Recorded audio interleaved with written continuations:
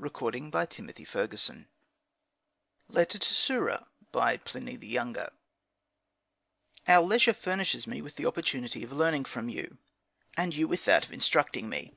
Accordingly, I particularly wish to know whether you think there exist such things as phantoms, possessing an appearance peculiar to themselves and a certain supernatural power, or that mere empty delusions receive a shape from our fears. For my part, I am led to believe in their existence, especially by what I hear happened to Curtius Rufus. While still in humble circumstances and obscure, he was a hanger-on in the suite of the governor of Africa. While pacing the colonnade one afternoon, there appeared to him a female form of superhuman size and beauty. She informed the terrified man that she was Africa, and had come to foretell future events; for that he would go to Rome, would fill offices of state there, and would even return to that same province with the highest powers, and die in it. All of which things were fulfilled. Moreover, as he touched at Carthage, and was disembarking from his ship, the same form is said to have presented itself to him on the shore. It is certain that, being seized with illness, and auguring the future from the past, and misfortune from his previous prosperity, he himself abandoned all hope of life, though none of those about him despaired. Is not the following story again still more appalling, and not less marvellous? I will relate it as it was received by me. There was at Athens a mansion, spacious and commodious, but of evil repute and dangerous to health. In the dead of night there was a noise as of iron, and, if you listened more closely, a clanking of chains was heard, first of all from a distance, and afterwards hard by. Presently a spectre used to appear, an ancient man, sinking with emaciation and squalor, with a long beard and bristly hair, wearing shackles on his legs and fetters on his hands, and shaking them. Hence the inmates, by reason of their fears, passed miserable and horrible nights in sleeplessness. This want of sleep was followed by disease, and their terrors increasing, by death. For in the daytime as well, though the apparition had departed, yet a reminiscence of it flitted before their eyes, and their dread outlived its cause. The mansion was accordingly deserted, and, condemned to solitude, was entirely abandoned to the dreadful ghost. However, it was advertised on the chance of someone, ignorant of the fearful curse attached to it, being willing to buy or rent it. Athenodorus the philosopher came to Athens and read the advertisement. When he had been informed of the terms, which were so low as to appear suspicious, he made inquiries, and learned the whole of the particulars. Yet none the less on that account, nay, all the more readily, did he rent the house. As evening began to draw on, he ordered a sofa to be set for himself in the front part of the house, and called for his notebooks, writing implements, and a light. The whole of his servants he dismissed to the interior apartments, and for himself applied his soul, eyes, and hand to composition, that his mind might not, for want of an occupation, picture to itself the phantoms of which he had heard, or any empty terrors.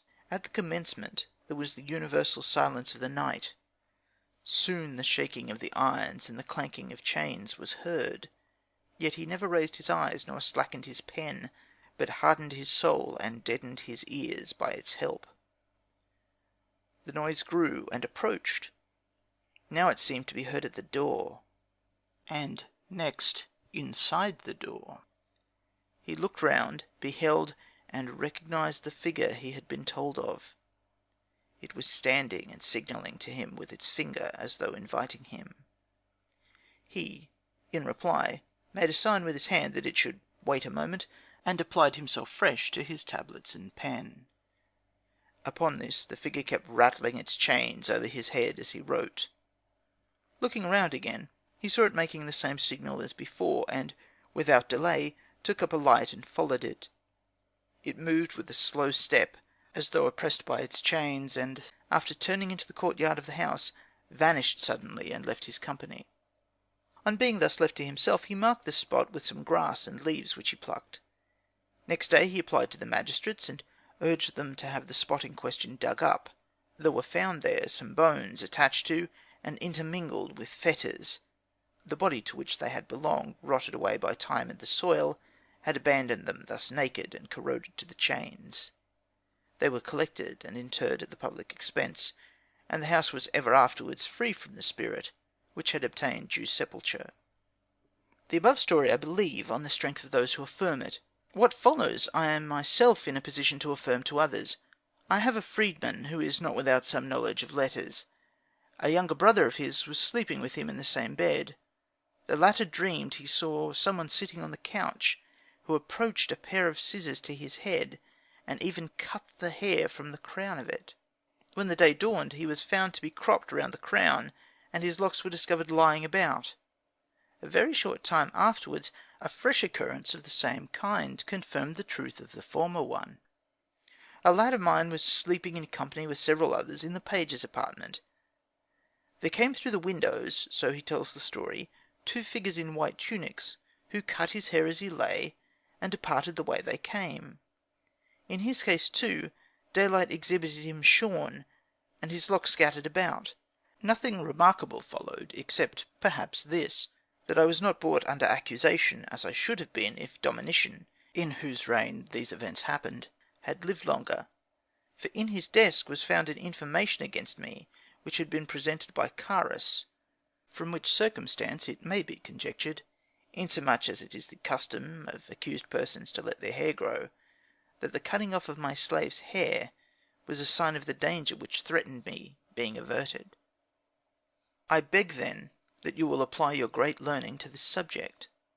The matter is one which deserves long and deep consideration on your part; nor am I, for my part, undeserving of having the fruits of your wisdom imparted to me.